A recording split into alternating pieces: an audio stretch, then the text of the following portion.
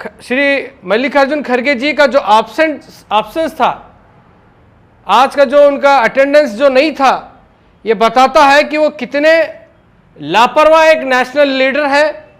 Local की जो politics में उनको कोई इंटरेस्ट नहीं है, सिर्फ अब एक नेशनल लीडर होने की वजह से लोकल अपने होम टाउन में कांग्रेस हारो या जीतो उनको कोई फर्क नहीं पड़ता। ऐसा एक गैर जिम्मेदाराना एक सियासी काम उन्होंने किया है।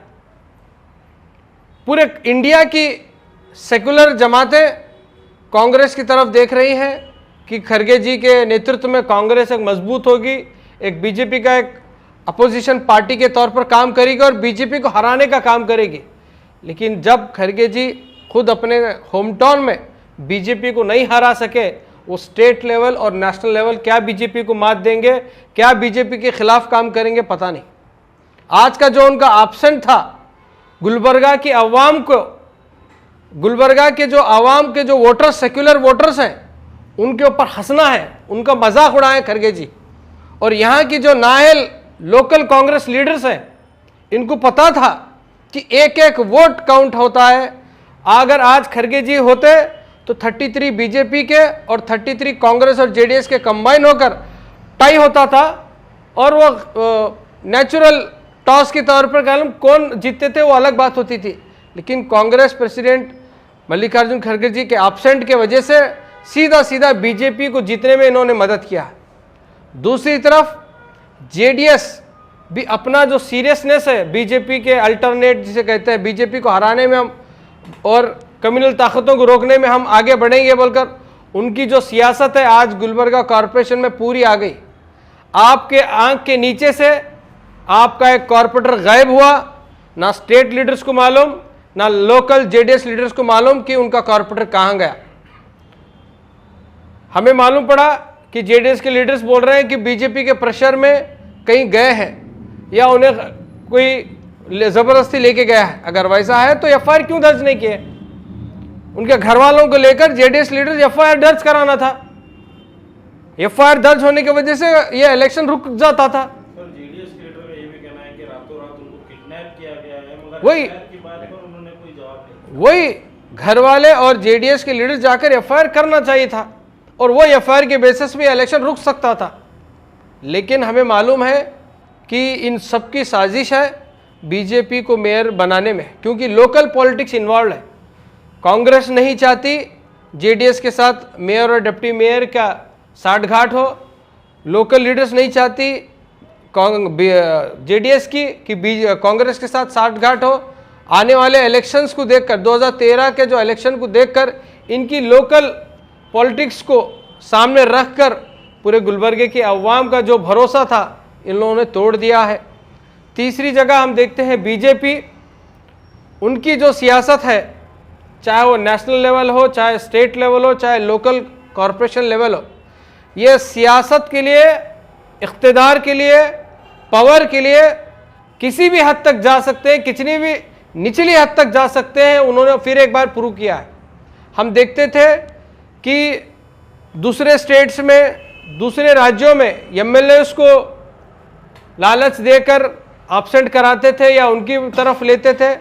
आज हम गुलबर्गा में खुद देखने को मौका मिल रहा है कि किस तरह से वो अपनी जो हठधर्मी है, जो अपने पावर पॉलिटिक्स को लेकर इतने जुनूनी हो चुके हैं कि डेमोक्रेसी के हर चीज़ को वो रौंदते जा रहे हैं। सबसे पहला कि जो एमएलसीज गुलबर्गे के है ही नहीं, उनको ज़बरदस्ती वोटर बनाया गया, उनको वोटर लिस्ट में डाला गया।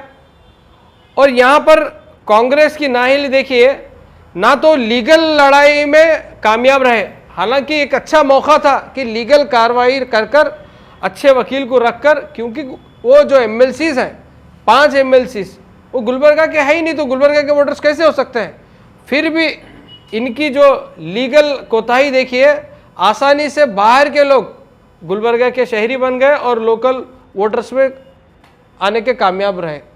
तो यहाँ पर बीजेपी की जो गंदी सियासत है, पावर में आने के लिए वो कुछ भी करने की जो जुनून है, वो social democratic party of India condemn करती है, प्रोटेस्ट करती है।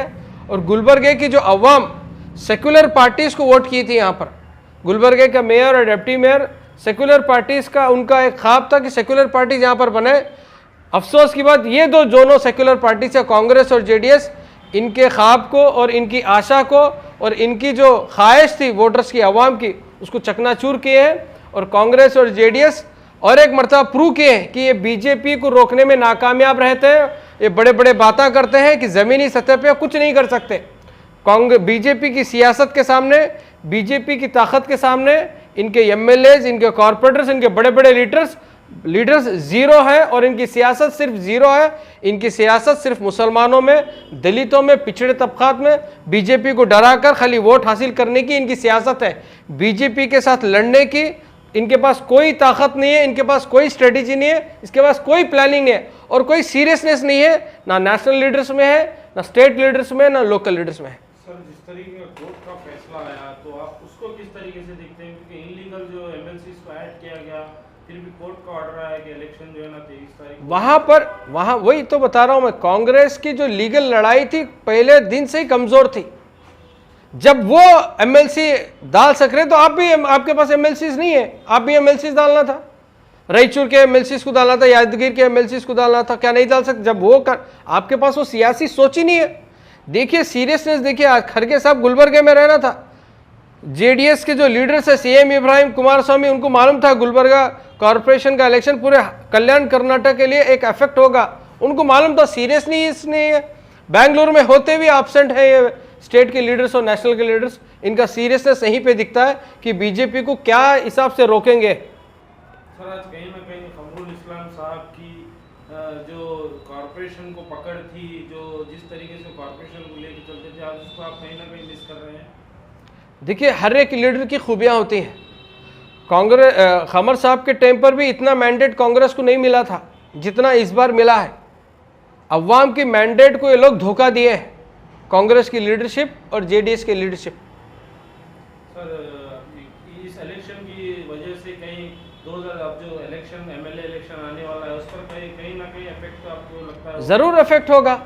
अवाम जो ये समझ रहे थे कि कांग्रेस हमें बीजेपी के सियासत से, बीजेपी के ये जो राजनीति है, कांग्रेस हमें बचाएगी, कांग्रेस हमारी हिफाजत करेगी, अवाम के सामने जग जाहिर हो गया है कि कांग्रेस एक नाअहल और लीडरलेस और विजनलेस पॉलिटिकल पार्टी है। अब उसमें दमखम कुछ नहीं रहा है।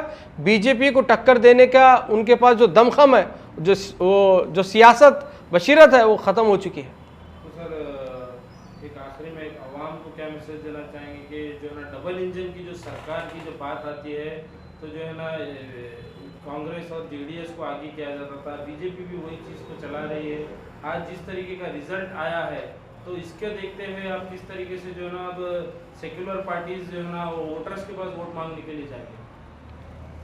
गुलबर्गे की जो अवाम है, इनको सोचना है इस बार सीरियसली कि हम बीजेपी को डर से, बीजेपी के खौफ से, कांग्रेस को जो आंख मूंझ कर हम वोट देते आ रहे हैं, अब आप आंख खोलिए।